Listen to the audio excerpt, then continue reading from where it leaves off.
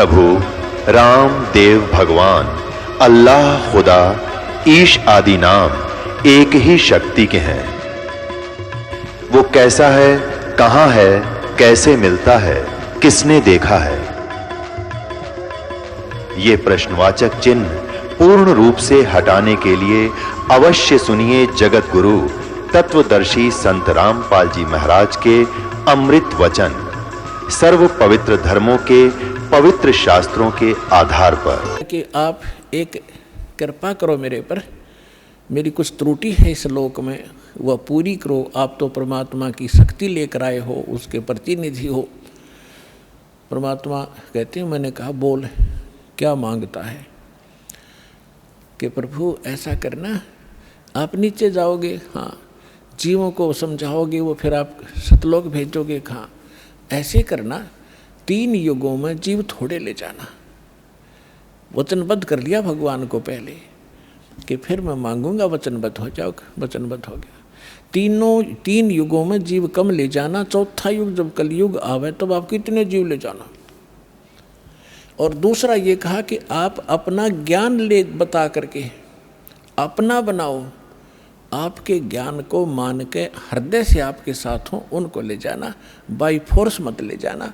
मेरे ज्ञान को स्वीकार करके मेरी साधना करे उसको आप बाई फोर्स ना ले जाना। परमात्मा को पता था कैसे ले जाऊँ, तुम पहले ले जाता। ये ऐसे वहाँ रह ही नहीं सकते, पहले थे ही ना ऐसे। तो पहले अपना ज्ञान से रंगूंगा और इनके अंदर इतनी भक्ति प्रबल करूंगा, जितने भक्तिहीन आप हो चुके हो इतने ही सामर्थ्य आपका पुनः इस साधना से बनाया जाएगा। तब आप वहाँ पहुँचोगे और ये ज्ञान सुनाया जाएगा, आपके हृदय में समाओगा, बिल्कुल सत्य है ये। तो तब वहाँ जा सकते हो, तभी वहाँ रुक सकते हो। जैसे मोहम्मद जी को ले गए थे बगैर ज्ञान समझाए, एक प्रमाण दे रखा दाता ने। लेकिन यहाँ हजरत मोहम्मद जी के लाखों से सो गए थे, सारी प्रभुता हो गई थी, सब जय जयकार करें थे, तो वहाँ रहा नहीं, वापस आ गया। तो परमात्मा ने प्रमाण दे रखा, अगर न्यू ले जाऊंगा तो वहाँ एक भी ना रहे। तो परमात्मा ने कहा ठीक है, जैसा तू कहता तथास्तु। 3 युगों में जीव कम ले जाऊंगा, अपना ज्ञान अपना ध्यान बता करके अपना बना कर ले जाऊंगा, और जोर जबरदस्ती नहीं ले जाऊंगा, और चौथे युग में ही जीव में घने ले जाऊंगा। तब फिर खुश हो गया, छोड़ कर पैर खड़ा हो गया, कहने लगा जाओ जोग जीत संसारा, और जीव ने माने कहा तुम्हारा। चौथा युग जब कलयुग होगा ना, इनको ऐसा भक्तिहीन कृत घर ही बना दूंगा उस समय जब तुम्हारा। परमात्मा ने क्या कहा था कि चौथा युग जब कलयुग आई तब हम अपना अंश पठाई, तब हम जाएंगे या अपना अंश पठाएंगे। तो काल ने कहा था कि तब तक तो इनको ऐसा कर दूंगा, कलयुग में देवी देवताओं के पुजारी बना दूंगा, पत्थरों पर मत्था टेकते फिरेंगे, तीर्थ धामों का आदि कर दूंगा, और कोई भी तुम्हारी बात को नहीं मानेगा। जब तुम जाओगे, जाओ जोग जीत संसारा, और जीव न माने कहा तुम्हारा, जीव तुम्हारा कहा न माने, हमारी ओढ़ हो बाद बखाने। उनको ऐसे नकली झूठे रंग से रंगवा दूंगा अपने दूत भेज भेज के कि आप बताओगे सच्चा ज्ञान, और वो करेंगे विरोध। तू कहाँ से आ गया फिर माँ विष्णु महेश के माता पिता बताने वाला, सिर फोड़ देंगे तेरा और तेरे नुमाइंदे का, चले जाना। परमात्मा बोले यह चिंता तूने नहीं है, आपने जो मांगा हमने दे दिया, अब हम जाने और हमारा काम जाने। अब काल ने कहा था ज्ञानी विनती एक हमारा, जोग जीत विनती एक हमारा, सो ना कहियो जो से ऐसा ना करना मेरा हो बिगाड़ा। फिर क्या कहा है कि पुरुष दीन जस मोकू राजू, तुम भी देहो मुरा होयो काजू, अब हम वचन तुम्हारा मानी, लीजो हंसा हमसे ज्ञानी। विनती एक करो सो ताता, वचनबंद मानो हमारी बाता। वचनबंद होकर हमारी बात मानो हे बड़े भाई तात। सतयुग त्रेता द्वापर माही, तीनों युग जीव थोड़े चाही, चौथा युग जब कलयुग आवे तब तो शरण जीव बहु जावे।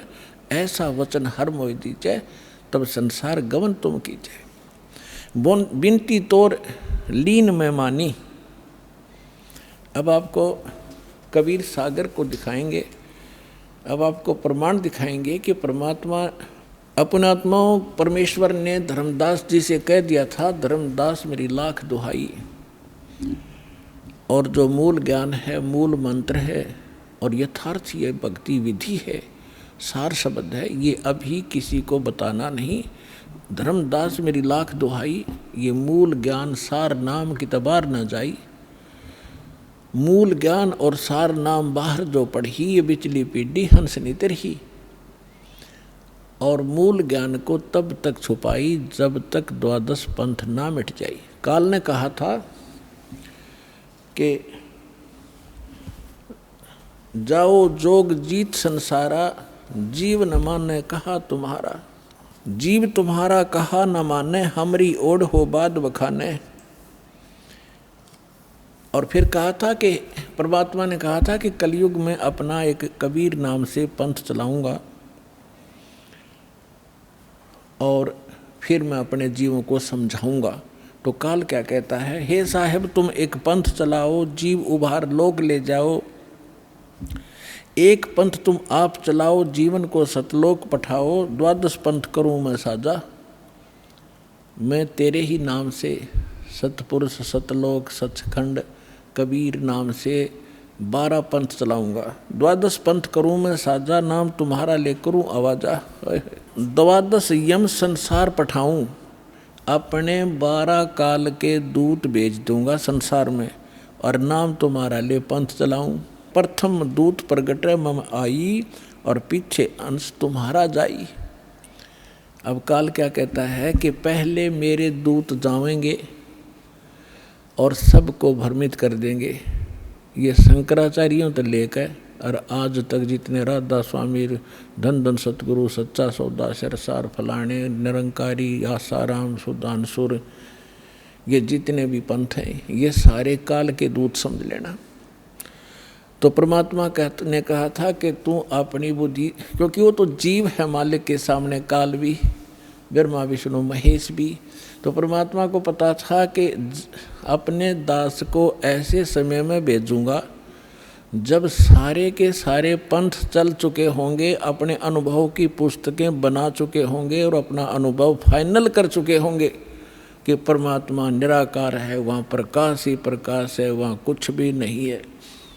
और फिर मेरा दास जाएगा सभी सदग्रंथों से प्रमाणित करके अब मेरी प्यारी आत्माओं को मेरा भेद बतावेगा। और ये बिचली पीढ़ी परमात्मा ने पुण्यात्मा हिसाब लगा के देख लो, दास ने वो जमाना भी देखा है, हाथों से ऐसे पशुओं का चारा हमारे माता पिता दादा काटा करते थे पिताजी। फिर ये चली थी हाथ से मशीन, वो भी देखा। फिर इलेक्ट्रिक सिस्टम से चलने लगे, कट कट कट हाथ से चक्की पीछा करते, वो उसमें भी देखा। और कहीं हमने ट्रैफिक नहीं देखी और कोई टेलीफोन संचार सुविधा नहीं उपलब्ध थी। अब अभी सन 2000 से इधर 1997 के बाद परमात्मा ने डूंडा उठा दिया, पूरा विश्व को शिक्षित कर दिया। शिक्षा देना अनिवार्य समझा, नहीं था शिक्षा सबसे बड़ी खतरनाक है आपके लिए। आपको कहाँ ले जाकर छोड़ दिया, बम बनाने लग गए। 2 दिन का जीवन है, कल मृत्यु हो जा। या बन रहे वैज्ञानिक बनना था, इस सच्चे ज्ञान को समझना था, परमात्मा के लोक में जाना था जहाँ जाकर फिर कभी दुख नहीं होता।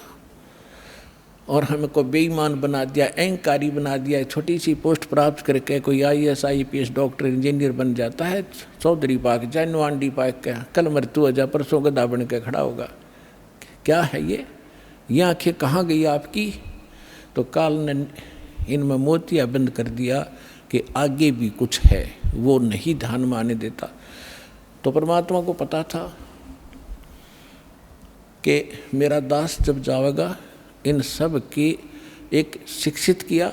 ये इंटरनेट है, इंटरनेट, ये यूट्यूब, TV चैनल और मोबाइल के अंदर ऐसे सिस्टम, ये मनुष्य बना दे।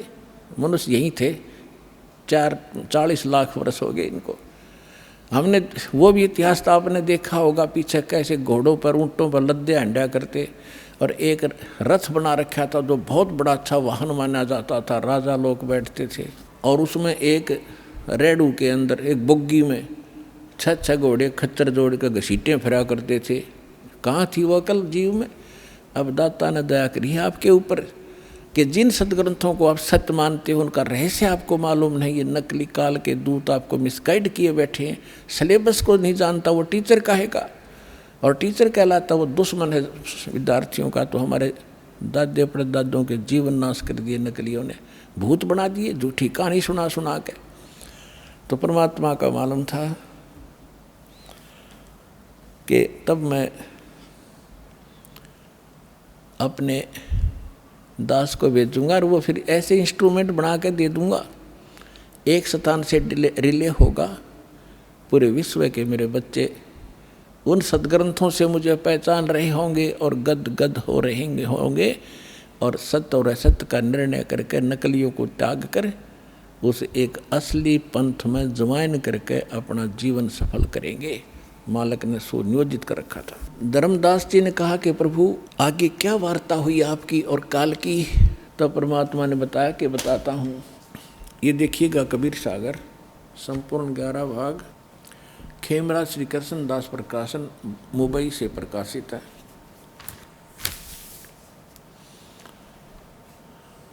कबीर सागर ज्ञान सागर प्रथम खंड कबीरपंथी भारत पथिक स्वामी युगलानंद बिहारी द्वारा पुरस्कृत। ये इसलिए दिखाया जा रहा है आपको, कोई ना सोचा कोई डुप्लीकेट दिखा रहे होंगे। ये सारे प्रमाण दिए जाते हैं, आप देख सकते हैं। मुद्रक एवं प्रकाशक है खेमराज श्री कृष्ण दास, अध्यक्ष श्री वेंकटेश्वर प्रेस, खेमराज श्री कृष्ण दास मार्ग मुंबई।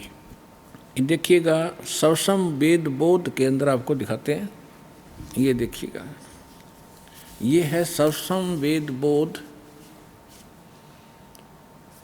बोध सागर का एक खंड है ये, और 121 पृष्ठ पे यहाँ देखना। सतयुग त्रेता द्वापर माही, तीनों युग जीव थोड़े जाही। काल ने प्रार्थना की। चौथा युग जब कल युग आई, तब तब शरण जीव बहु जाई। ऐसा वचन हर मोय दीजय, तब संसार गमन तुम कीजय। अब परमात्मा क्या कहते हैं कि अरे काल पर पंथ पसारा, तीनों योग जीवन दुख डारा। विनती तोर लीन में मानी, मोको ठगे काल अभिमानी। चौथा युग जब कल युग आई, तब हम अपना अंश पठाई। काल फंद छूटे नर लोई, सकल सृष्टि परवा निक होई। परमात्मा कहते हैं चौथा युग जब कलयुग आएगा तब हम अपना अंश भेजेंगे। काल फंद छूटे नर लोई, सकल सृष्टि परवा निक होई। घर घर देखो बोध विचारा, सतनाम सब ठोर उचारा। 5505 तब ये वचन मेरा होगा साचा। कलयुग बीत जाए जब एता, सब जीव परम पुरुष पद चेता। ओए होए।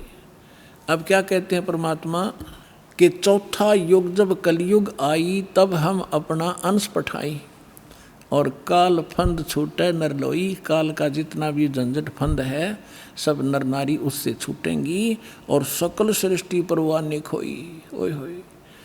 कहते पूरा विश्व मेरा नाम लेगा, मेरी ही भक्ति किया करेगा।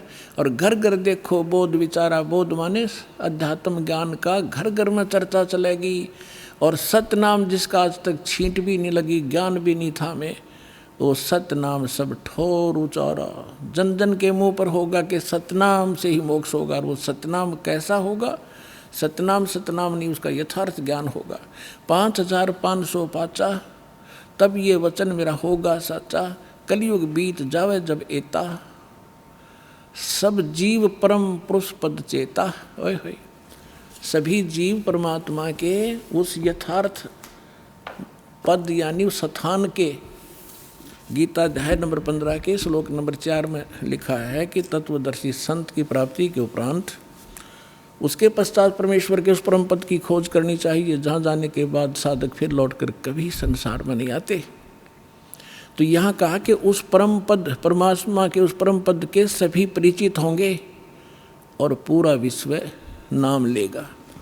फिर दिखाते हैं, अब देखिएगा ये सवसम वेद बोध चल रहा है। हम इसके 171 पृष्ठ पर आगे 121 हमने पढ़ लिया। अब परमात्मा बताते आ रहे हैं कि कहते हैं दोहा 5 सहंस और 5500 जब कलयुग बीत जाए, महापुरुष फरमान तब जग तारण को आए।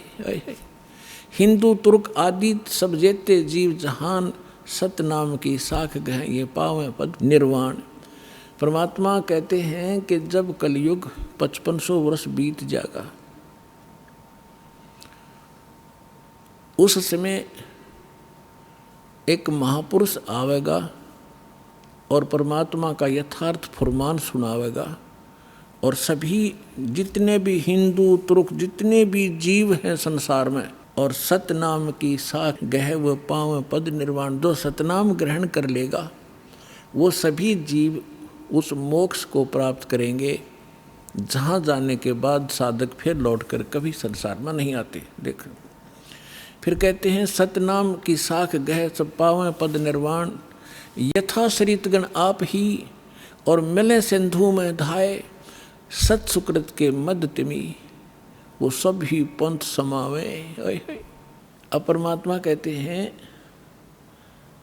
कि जैसे ये भिन्न भिन्न मार्ग बन गए, पंथ बन गए, हिंदू धर्म मुस्लिम सिख ईसाई अलग अलग बट गए, तो उस सच्चे ज्ञान को सुन और समझ के ये पुनः वापस एक होंगे। जैसे समुद्र के अंदर बगैर निर्बाध ना डटे नहीं डटती दरियाएं, अपने आप जाकर शीघ्रता से तीव्रता के साथ उसमें समा जाती हैं। इस ज्ञान से परिचित होकर के सभी मानव अपने अहम और अपनी इन विभाजित सीमाओं को तोड़ के ऐसे जबरदस्ती आवेंगे, कोई रोक नहीं सकेगा, जैसे दरिया को समुद्र में जाने से रोका नहीं जा सकता। देखना यथा सरितगण, सरितगण माने दरियाएं, आप ही मिले सिंधु माने समुद्र में, धाय माने दौड़ के स्पीडते, और सत सुकृत के मध्य में जो एक पंथ चलाया जाएगा उसमें सभी पंथ समावे। ऐसे जब लग पूर्ण होवे नी ठीके को तिथिवार, कपट चातुरी तब लो और सब संवेद निराधार है। अब क्या बताते हैं कि जब तक वो 5505 नहीं आवेगा कलयुग का, तब तक तो ये मेरी बात निराधार दिखाई देंगी, जो सब संवेद में मैंने लिख दी, बोल दी, धर्मदास आपने लिख दी।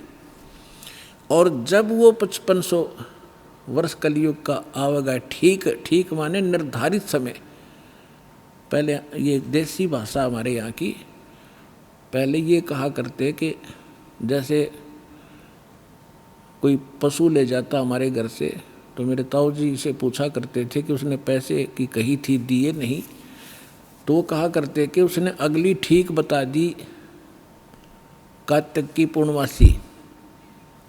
ठीक माने आगा दिन धर दिया कि उस दिन ये पैसे दूंगा। तो यहाँ परमात्मा कहते हैं मैंने यह ठीक रख दी कि 5505 जब कलयुग आओगा, उसके बाद पूरे विश्व में ज्ञान फैलेगा और सारा संसार मेरा शेष होगा।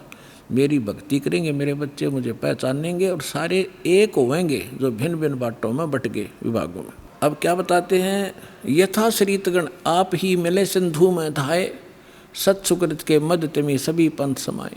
जब लग पूर्ण होवे नी ठीको को तिथि बार, या ठीक का समय नहीं आवेगा तब कपट चातुरी तब लग ये लोग और सब संवेद निराधार है। कहते हैं तब तक तो ये सब कपट और चातुरी, आप देख रहे हो कैसी हाहाकार माच रही है, कोई मिलावट कर रहा है, सारा दिन माया के जोड़ में अपना जीवन नाश कर देते हैं। दादे परदादे चले गए हमारे इस पेट के लिए ही, इसी जुगाड़ में जुड़ के और नष्ट हो गए, खत्म हो गए। जो मूल उद्देश्य था वो मनुष्य जीवन का वो कर नहीं पाए। तो यहाँ बताते हैं कि यह कपट चातुरी और ये बकवाद ये प्राणी तब तक करेगा जब तक युग ज्ञान सामने नहीं आएगा, और फिर ये सब अपने आप स्तब्ध हो जाएंगे कि क्या करें, विष कौन खाएगा, ऐसा विष जो असंख्य जन्म तक भोगना पड़ता है। तो एकदम सब का ब्रेक से लागेंगे।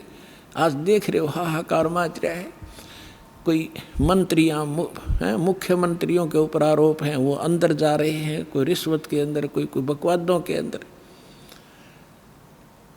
किस लिए? करोड़ रुपये जो अरब रुपये इकट्ठे कर लिए, अरब रुपये, और कल मृत्यु होगी, पशु बन गया, वो के काम आए उस मूर्ख आदमी का?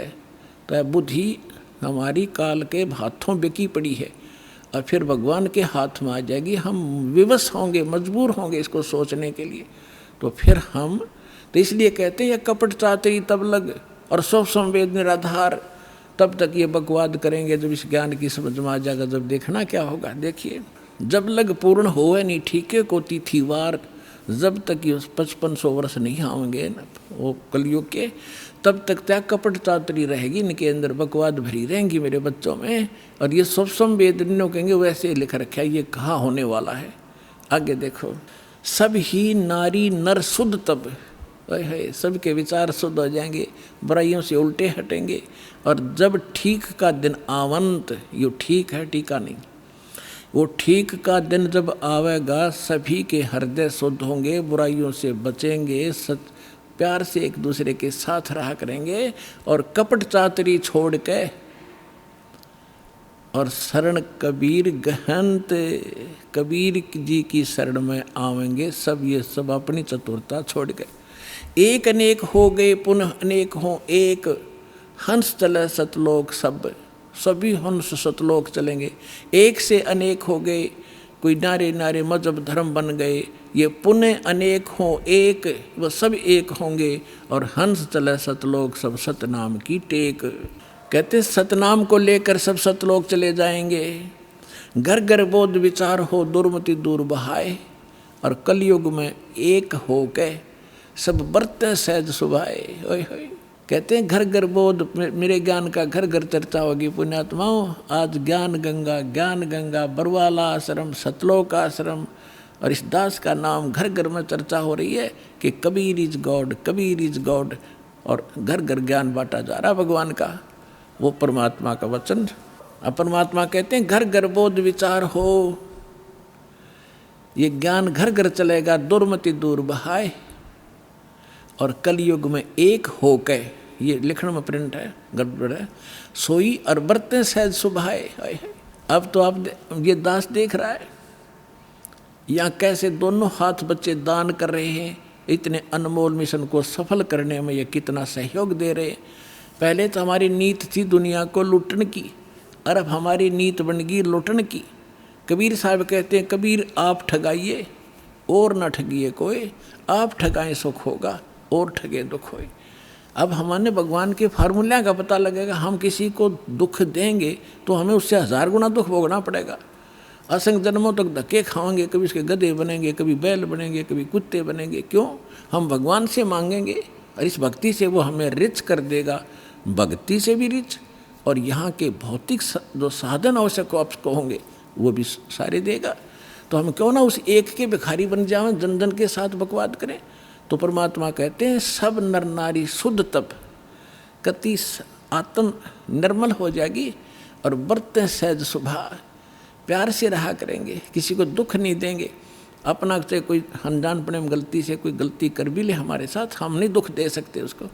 तो यहाँ कहते हैं घर घर बोध विचार हो, ये चर्चा चला करेगी कैसी गलती ना करना, और दुर्मति दूर बहाए, सबकी दुर्मति दूर चली जाएगी, और कलयुग में एक हो सब बरते सहज सुभाए।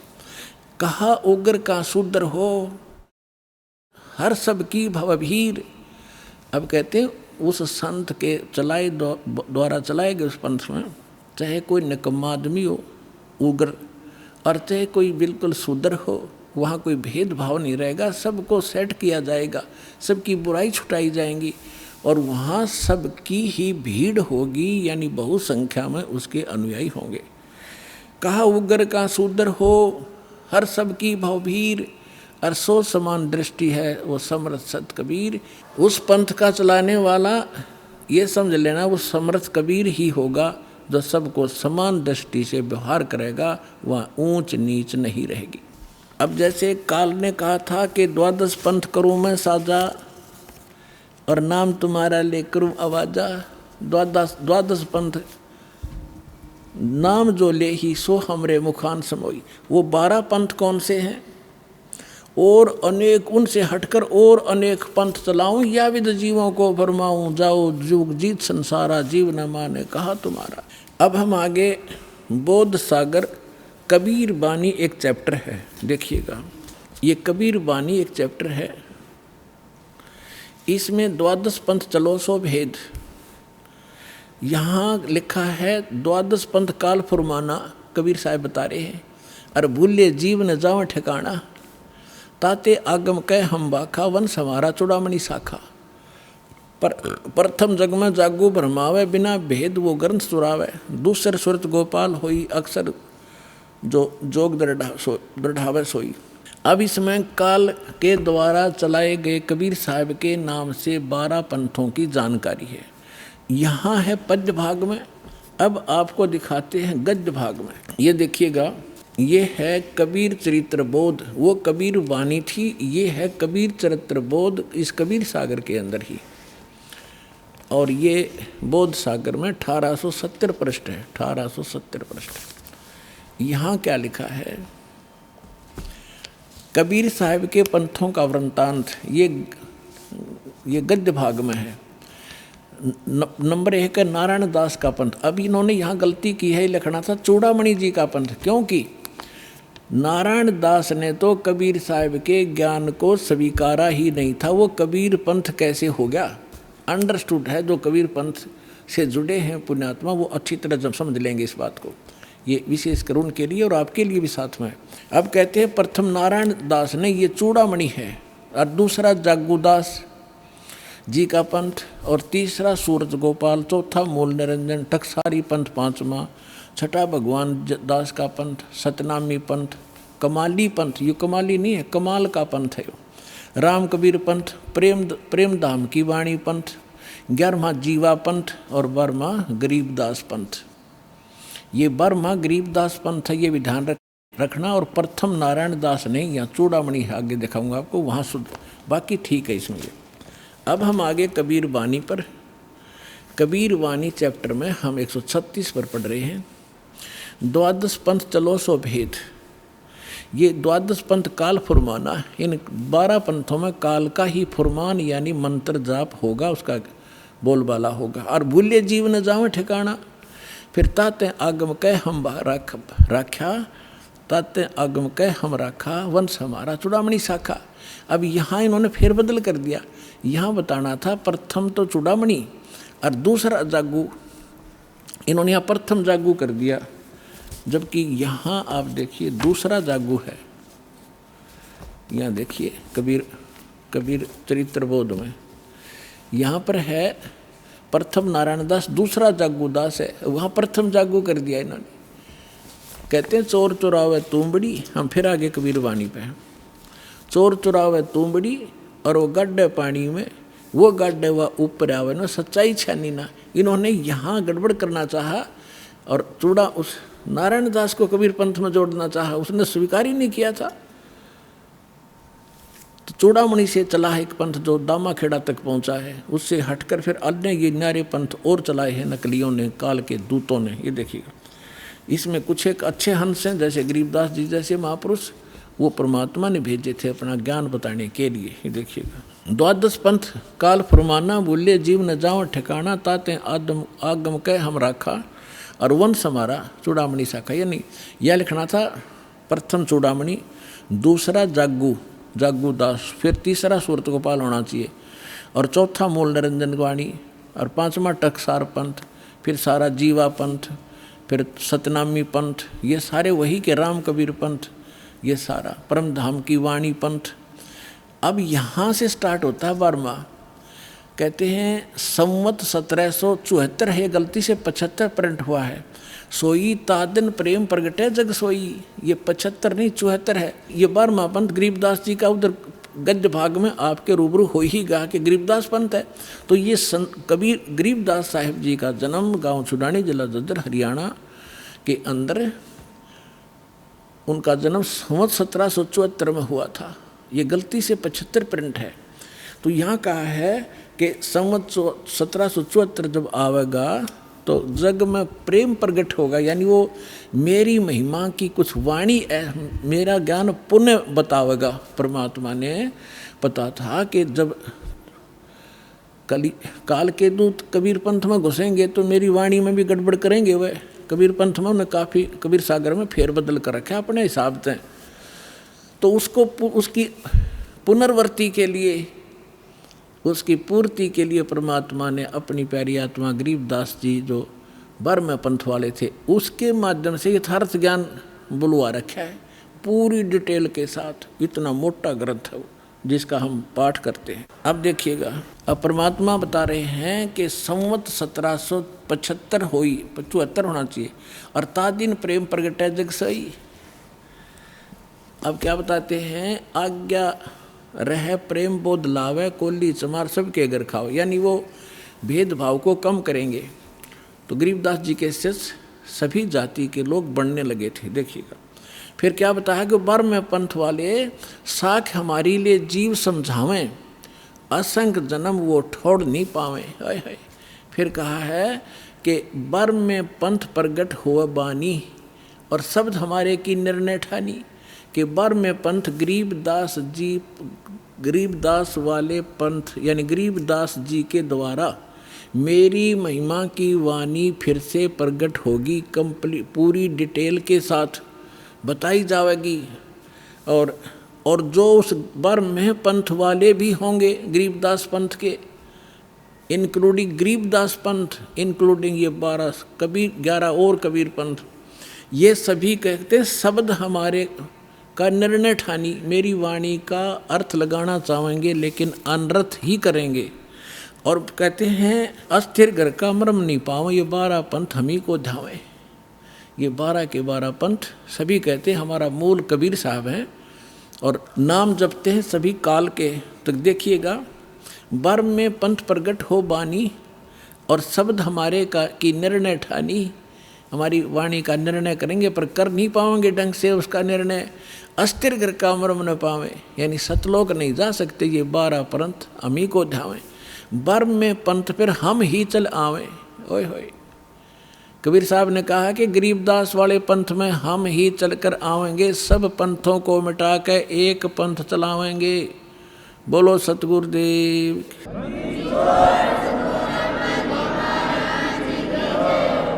अपने आत्माओं परमात्मा ना है तो दास भेज दिया, अपनी सारी ज्यों की तो पावर देकर।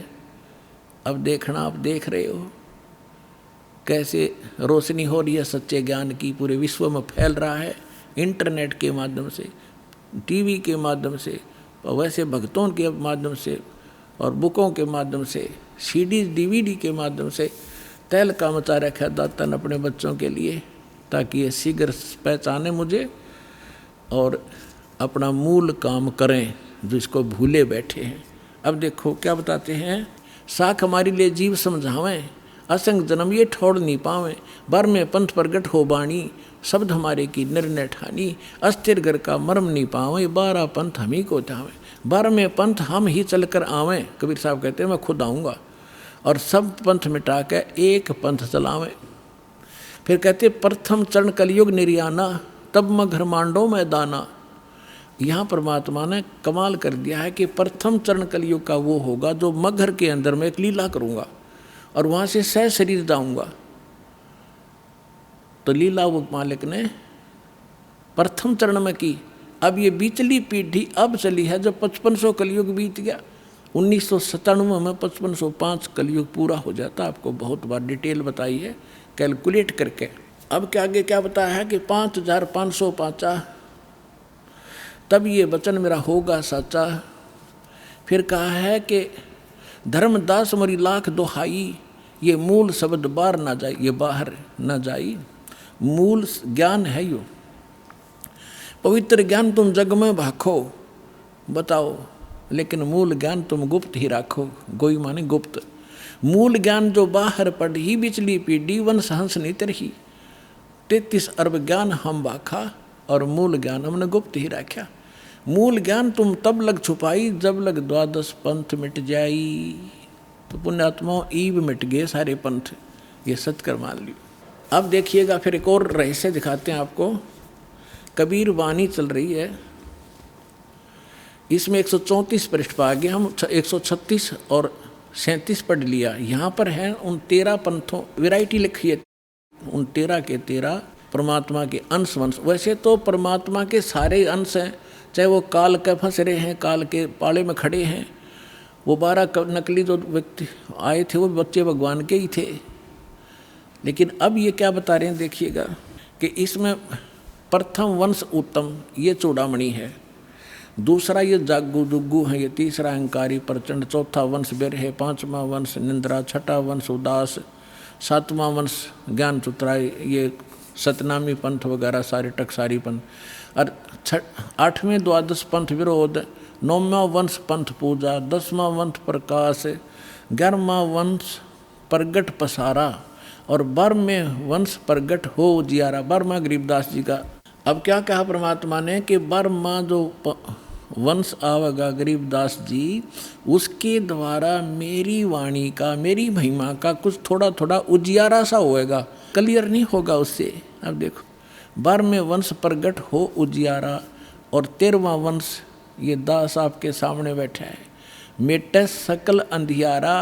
ओए होए, 13वें वंश मिटे सकल अंधियारा और एता एती दगा काल की समाई, फिर भी तत् बिंदु की टेक रह जाई। ओए होए होए, फिर भी कहते हैं इतनी दगा करेगा काल, फिर भी मेरा तत्व ज्ञान की टेक रह जाएगी, वो समाप्त नहीं कर पाओगा।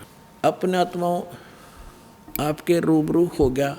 परमात्मा ने कहा है कि कलयुग जो 5505 बीत जाएगा तब मैं आऊँगा और एक पंथ चलाऊँगा और पूरा विश्व एक हो जाएगा, मेरा ही गुणगान करेगा, सबका मोक्ष होगा। ये तो परमात्मा ने निर्धारित कर दिया 600 वर्ष पहले। अब उसकी सहयोगी अन्य बहुत से महापुरुषों ने फिर इसका समर्थन किया है, परमात्मा से प्राप्त छोटी मोटी दिव्य दृष्टि लेकर के। अब जैसे पहले आपको दिखाते हैं, एक जय गुरुदेव पंथ का महापुरुष हुए थे श्री तुलसीदास जी, जो मथुरा में इन्होंने एक अलग से पंथ बना रखा है और नाम बदल रखा है, क्रिया सारी वही है जो राधा स्वामी वह आगरा वालों की, 500 नाम ऐसे कान बंद कर ये अटपट करना। लेकिन वो पुण्यात्मा था, परमात्मा का प्यारा बच्चा, किसी जन्म में अच्छी भक्ति कर रखी थी, उसके पुण्य कर्मों की से बैटरी चार्ज थी। उसने 1971 में एक भविष्यवाणी करी थी कि एक महापुरुष जो पूरे विश्व को सच्चा ज्ञान देगा, सारा संसार उसका आदर करेगा, वो प्रगट हो चुका है। अब आपको उनकी शब्दों में सुनाऊंगा, अच्छा लगेगा। देखिए, ये जय गुरुदेव की अमर वाणी, जय गुरुदेव की अमर वाणी भाग 2। और ये कहाँ से छपी है देखिएगा, ये है श्री तुलसीदास जी, अब तो चले गए, जाए न जाना था। जय गुरुदेव की अमर वाणी, शाकाहारी सदाचारी बाल संघ से संकलित, प्रकाशक है दिव्या शर्मा, 88 साकेत कॉलोनी, मथुरा उत्तर प्रदेश। और मूल्य इतने, मुद्रक है अर्जेंट प्रिंटर्स, पुराना बस स्टैंड, मथुरा उत्तर प्रदेश। ये है वो महापुरुष। अब इसके चिल्ले क्या कहते हैं, विश्व को शांति अब इन्हीं से मिलेगी। जब तक ये यहाँ रहे दूना नाश हो गया विश्व का, शांति नाम की चीज़ नहीं। अब आपको दिखाते हैं 59 पृष्ठ पर देखिएगा, ये 59 पृष्ठ है, 59। और ये 28 अगस्त 1971 को शाकाहारी पत्रिका में छपा। उस दिन इसने बोली है वाणी, क्या कहा है कि महापुरुष का जन्म भारतवर्ष के एक छोटे से गांव में हो चुका है। उस महापुरुष का जन्म भारतवर्ष के एक छोटे से गांव में हो चुका है और वह व्यक्ति मानव इतिहास का सबसे महत्वपूर्ण व्यक्ति बनेगा। उसे जनता का इतना बड़ा समर्थन प्राप्त होगा कि आज तक किसी को नहीं मिला है। वह महापुरुष नए सिरे से विधान को बनाएगा और वह विश्व के संपूर्ण देशों पर लागू होगा। उसका एक झंडा होगा, उसकी एक भाषा होगी। 28 अगस्त 1971 को इस तुलसीदास जय गुरुदेव वाले पंथ के प्रवर्तक ने ये भविष्यवाणी तो आगे की उसने बता दी कि इसमें भविष्यवाणी भी है कैसा होगा, और यथार्थ वर्तमान वाणी बता दी, उसका जन्म हो चुका है 1971 में 28 अगस्त को। फिर लोगों ने पूछा कि भगवान ये तो बताओ वो कहाँ है, आप इतना जानते हो तो ये भी बता दो वो कहाँ है, कौन से गांव में है, छोटे से गांव में, ताकि हम उसको खोज लें। तो इसने फिर क्या बताया, इसने 8 अगस्त 1971 को फिर से बताया, संकेत किया। देखिएगा 50 नंबर, इसी के 50 नंबर पृष्ठ पर, यही वो पुस्तक है जय गुरुदेव की अमर वाणी भाग 2, इसके 50 पृष्ठ पे 7 सितंबर 1971 को इसने भविष्यवाणी की, और उसमें क्या बताया कि वह अवतार जो 28 अगस्त को इसने बताया था 71 में, वह अवतार जिसकी लोग प्रतीक्षा कर रहे हैं 20 वर्ष का हो चुका है। पुण्यात्माओं, इस दास का जन्म 8 सितंबर 1951 को हुआ, और ये दास 7 सितंबर 1971 को पूरा 20 वर्ष का हो चुका था। ये देखिएगा, वह अवतार जिसकी लोग प्रतीक्षा कर रहे हैं वो 20 वर्ष का हो चुका है। यदि उसका पता बता दूं तो लोग पीछे पड़ जाएंगे। अभी ऊपर से आदेश बताने के लिए नहीं हो रहा है, मैं समय का इंतज़ार कर रहा हूँ, और सभी महात्माओं ने समय का इंतज़ार किया है। समय आते ही सबको सब कुछ मालूम हो जाएगा। ये 7 सितंबर 1971 को भविष्यवाणी की। इस दास ने 2012 में एक, जैसा कि मीडिया ने उनके भी प्रवचन लिए और हमारे भी लिए, दास ने इस वाणी को पढ़कर एक सत्संग किया था कि यदि इस तुलसीदास जी की आज बैटरी चार्ज हो, 1971 में इसकी बैटरी चार्ज थी, इसकी दिव्य दृष्टि काम कर रही थी, पुण्य इसके पास बहुत से ढेर सारे थे, इसने उनका नाश कर लिया गलत साधना करके। जैसे इन्वर्टर की बैटरी में पहले से संग्रह की हुई एनर्जी जब तक चलेगी वो चलेगी, यदि चार्जर नहीं लग रहा तो भी चलेगी, लेकिन वो एकदम ख़त्म होगी यदि चार्जर फिर नहीं लगाता, यानी सत साधना नहीं की। यही दशा इस महापुरुष की हुई। ये पुण्य आत्मा था, इसने 1971 में इसकी दूरदृष्टि काम करे थी। इसने बिन की बिन बता दी कि वो महापुरुष, उसका जन्म हो चुका है, और 7 सितंबर 1971 को 20 वर्ष का हो चुका है। लेकिन दास ने कहा कि यदि आज इसकी दिव्य दृष्टि काम करती है तो तुलसीदास जी बता दे अपने शिष्यों को कि जिसके बारे में मैंने 7 सितंबर 1971 को भविष्यवाणी की थी वो बरुवाला में आ रहा है, चले जाओ। लेकिन उसने ऐसा नहीं किया।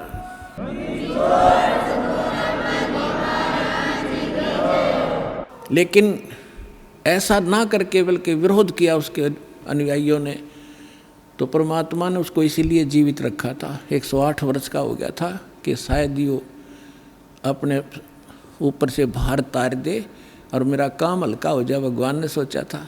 लेकिन अहंकार भर गया उस प्राणी में, लाखों करोड़ों शेष हो गए। हरीब क्या करेंगे वो करोड़ कहाँ जाएंगे, आप पता नहीं कहाँ कौन सी योनि भोग रहा होगा। तो दास ने कहा था कि अगर इसके अंदर आज वो दिव्य दृष्टि है तो बता दे, नहीं तो ये फ्यूज हो चुका है। जब उसने नहीं बताया तो 6 महीने के अंदर उसकी टिकट कट गई, चला गया। और एक नास्त्रेदमस नाम के महापुरुष हुए हैं, उन्होंने भी कंप्लीट दास के ऊपर, आपने उसको पढ़ा भी होगा, ज्ञान गंगा के अंदर भी वो आपके लिए भक्तों ने बनाकर भेज रखा है, आपने पढ़ा होगा, नहीं तो पढ़ लेना। उन्होंने टू दी पॉइंट बता रखा है सारा का सारा। और आज कल एक भक्त ने किसी पत्रिका में छपी हुई एक किसी भविष्य वक्ता कोई बहन हुई है, उसकी एक वाणी यहाँ देकर गया, क्योंकि आज तो भगत हमारे पारखू हो गए, विद्वान हो गए, तुरंत समझ जाते हैं कि ये वाणी किसके लिए बोली जा रही है। तो यहाँ देकर गए, उसको कल हमने देखा और आज आपके रूबरू कर रहे हैं जिसके अंदर कमाल कर रखा है। यह पत्रिका जो दास आपको दिखा रहा है, ये केवल 2 पेज देकर गया कोई भक्त या किसी भक्त को। इसमें पत्रिका का नाम नहीं है, लेकिन इसमें वाणी जो लिखी है यह कमाल की है। देखिएगा, यथार्थ है। इसको फिर भक्तों ने इस YouTube पर भी खोजा है, जो ज्यों का त्यों पाया है। देखिएगा, अब आपको पढ़कर सुनाएंगे। एक फ्लोरेंस नाम की भविष्य वक्ता हुई है अमेरिका में, और उसने इस दास के बारे में, एक महापुरुष के बारे में, ये तो आप कहने की जरूरत नहीं, बार बार कहना अच्छा भी ना लगता, अब पे पता लग जाएगा सब सारे लक्षणों को जब आपके रूबरू किया जाएगा। इसने कहा कि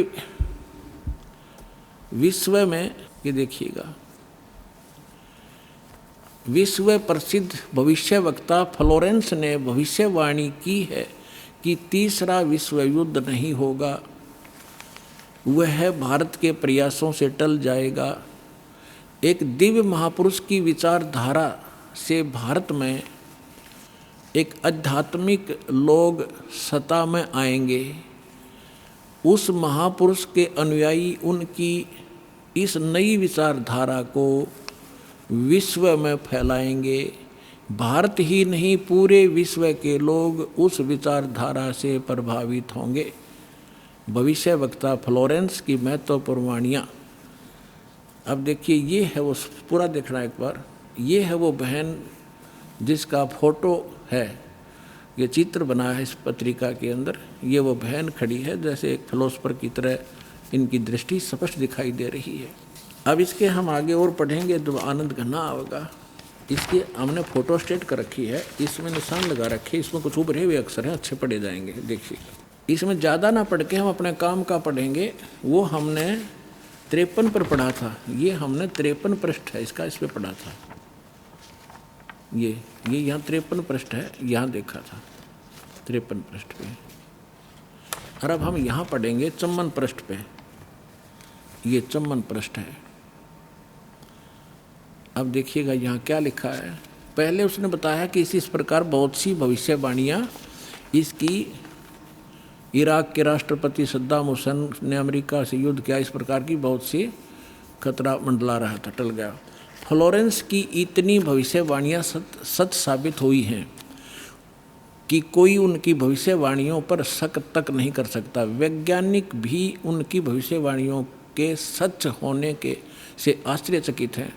फ्लोरेंस ने अपनी भविष्यवाणी में कई बार भारत का जिक्र किया है।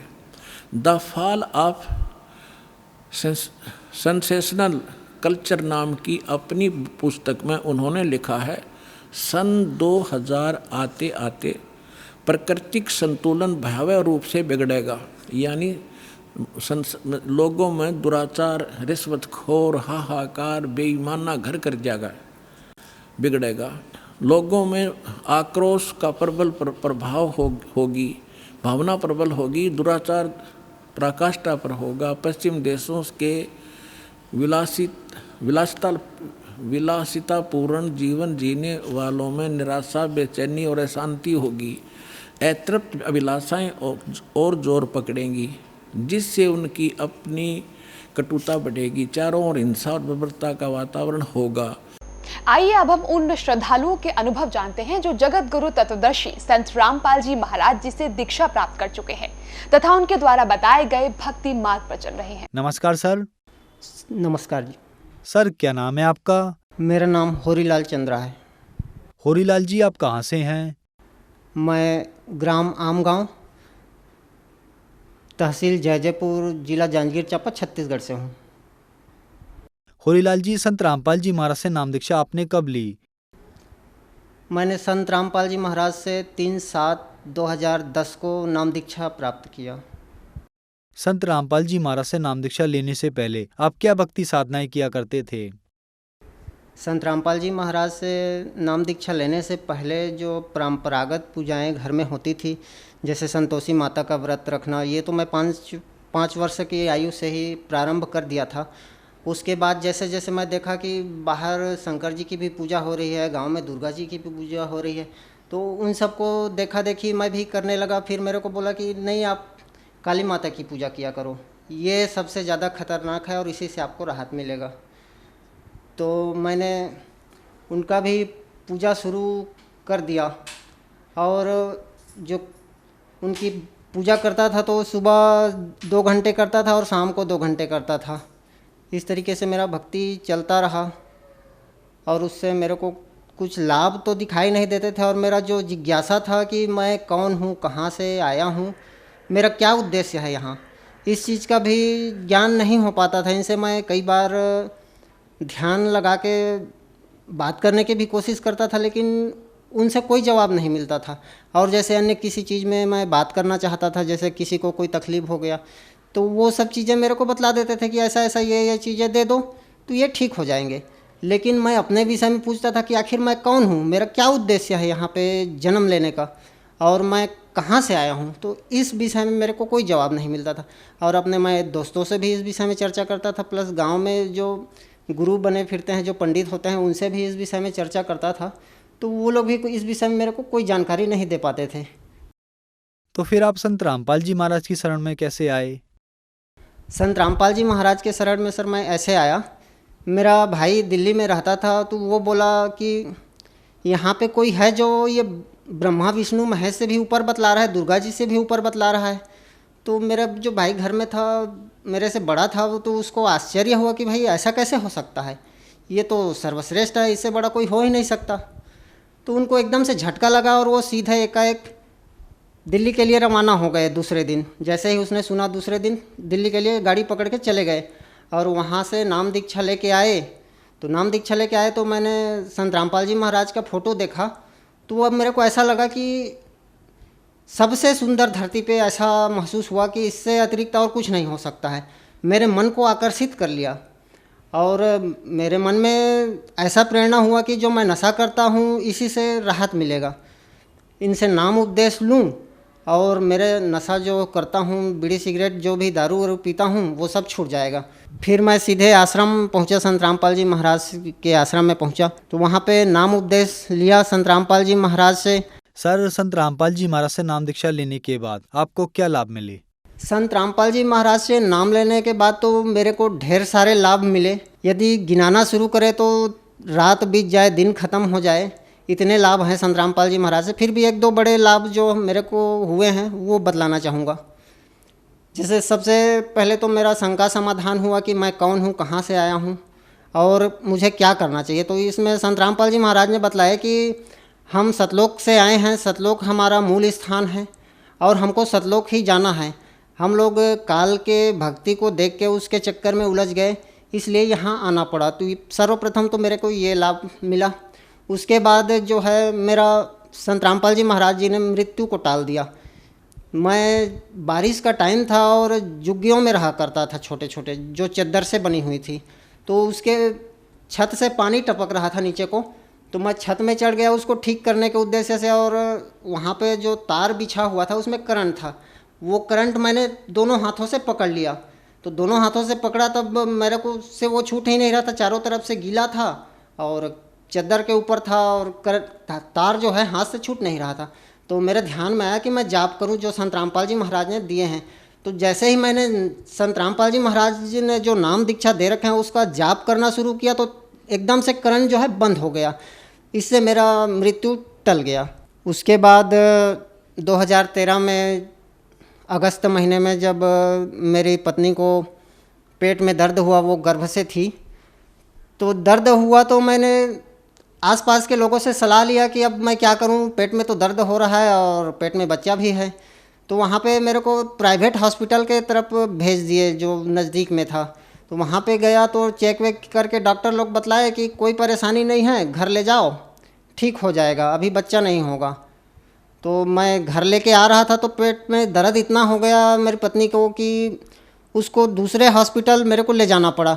उस स्थिति में मैं गुड़गांव सिविल अस्पताल लेके गया तो वहाँ पे भर्ती कर लिए और भर्ती करने के 2 दिन बाद भी कोई रिजल्ट नहीं आ रहा था, केवल दर्द हो रहा था और डॉक्टर बोलते थे कि इसको बच्चा नहीं होगा, इसका दर्द ऐसे ही ख़त्म हो जाएगा, लेकिन दर्द ख़त्म नहीं हो रहा था।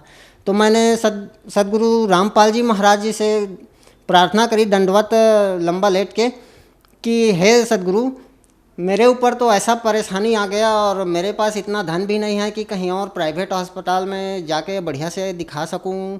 यदि बच्चा होना ही है तो हो जाए और नहीं होना है तो फिर दर्द जो है ख़त्म हो जाए। तो इस तरीके से प्रार्थना किया। तो सुबह में दिन को सुबह लड़का हुआ। लड़का भी डॉक्टरों ने बतलाया कि ये तो 6.5 महीने का ही हो रहा है, इसको आईसीयू में भर्ती करना पड़ेगा और बचना भी बहुत मुश्किल है। तो मैं बोला ठीक है भर्ती कर दो, आईसीयू में भर्ती करना है। तो अब फिर उसके बाद बोले कि इसका तबीयत बहुत ज़्यादा ख़राब होता जा रहा है, अब जिसको मानते हो जिसको जानते हो उससे दुआ दवा करते रहो, तभी बचने का कोई उपाय है। तो मैंने अपने सदगुरु रामपाल जी महाराज से प्रार्थना करी कि हे परमात्मा, मेरे को लड़का हुआ है और वो आईसीयू में भर्ती है, तो आप कुछ दया कीजिए परमात्मा। तो संत रामपाल जी महाराज जी ने बोले कि बेटा भक्ति करते रहो, परमात्मा दया करेंगे। तो फिर मैंने दंडवत मारा और बंडी छोड़ के जयकारे बुलाए। तो फिर उसके बाद धीरे धीरे आराम होना शुरू हो गया और हफ्ते भर के अंदर ही हम लोग को वहाँ से हॉस्पिटल से छुट्टी मिल गया और लड़का स्वस्थ हो गया। जबकि डॉक्टरों का ये कहना था कि लड़का बचेगा ही नहीं, बिल्कुल इसका मरना फिक्स है, क्योंकि 6.5 महीने में यदि बच्चा हो जाए तो उसका बचना बहुत मुश्किल है। यहाँ तक के केसेस ऐसे आते हैं तो वो बचते ही नहीं हैं, इस टाइप के डॉक्टर कह रहे थे। बाकी परमात्मा ने दया करी और सदगुरु रामपाल जी महाराज की असीम कृपा हुई मुझ पर, जो मेरा लड़का आज बिल्कुल स्वस्थ है। उसके अतिरिक्त मेरी पत्नी को पेट में दर्द हो गया। पेट में दर्द हुआ तो डॉक्टरों को दिखाए। डॉक्टरों का कहना था कि इसको पथरी हो सकती है और फिर हम लोग अल्ट्रासाउंड के लिए गए तो अल्ट्रासाउंड में कुछ भी नहीं निकला। अल्ट्रासाउंड में कुछ नहीं निकला तो हम लोग को बड़ा आश्चर्य हुआ कि भाई अल्ट्रासाउंड में तो कुछ भी नहीं है, डॉक्टर कह रहे थे पथरी होगा और दवा भी दे रहे हैं, इलाज भी चल रहा है, फिर भी राहत नहीं हो रहा है। फिर राहत नहीं मिला, काफ़ी लगभग 2 हफ्ते दवा खाने के बाद भी आराम नहीं हुआ। तब जाके सदगुरु रामपाल जी महाराज जी से अरदास किए, प्रार्थना लगवाए। तो प्रार्थना में बोले कि बेटा भक्ति करते रहो, परमात्मा दया करेंगे। फिर भक्ति करते रहे तो 2-4 दिन और दवा खाई मेरी पत्नी ने। फिर उसके बाद राहत मिलना शुरू हो गया और इस तरीके से उसके पेट का दर्द समाप्त हो गया। और मेरी पत्नी को बचपन से ही सर्दी के मौसम में फोड़े हो जाते थे पैर में। जैसे सर्दी आता था उसके पैर में फोड़े होना शुरू हो जाता था और उससे वो उसका चलना फिरना भी बंद हो जाता था, चल फिर नहीं पाती थी। बिस्तर में ही ज़्यादा समय पड़ी रहती थी, हल्का फुल्का बिस्तर से उतरना होता था सर्दी के मौसम जैसे ही आता था। तो इस बीमारी से भी परेशान थे, इलाज भी काफ़ी कराए थे, दिल्ली के एम्स तक के भी गए थे उसके लिए, लेकिन वहाँ भी डॉक्टरों ने चर्म रोग संबंधित दवा दिए, उससे भी हम लोग को राहत नहीं मिला। फिर लास्ट में हम लोग सोचे कि भाई इतना भक्ति कर रहे हैं सदगुरु रामपाल जी महाराज जी का और इतने हम लोग को लाभ भी मिले हैं, तो एक बार क्यों ना सदगुरु रामपाल जी महाराज से प्रार्थना करी जाए। फिर सदगुरु रामपाल जी महाराज से प्रार्थना किए तो सदगुरु रामपाल जी महाराज का यही जवाब आया कि बेटा भक्ति करते रहो, भक्ति से ही सब कुछ होगा और उसके सिवाय इस संसार में कुछ नहीं है। तो फिर उसके अनुसार से भक्ति करते रहे। फिर अगला सर्दी आया तो उसमें मेरी पत्नी का जो पैर में फोड़े हो जाते थे वो सब ठीक हो चुका था। उस सर्दी में फिर पैर में फोड़े नहीं हुए जी। ये जो रिपोर्ट है वो डॉक्टरों का कहना था कि पथरी होगा, लेकिन अल्ट्रासाउंड कराए तो इस रिपोर्ट में कुछ नहीं आया, बिल्कुल खाली है, सामान्य स्थिति है। ये संत रामपाल जी महाराज की ही कृपा है जिससे ये खाली है और हम लोग को राहत भी मिला इस चीज़ से। धन्यवाद सर। धन्यवाद जी।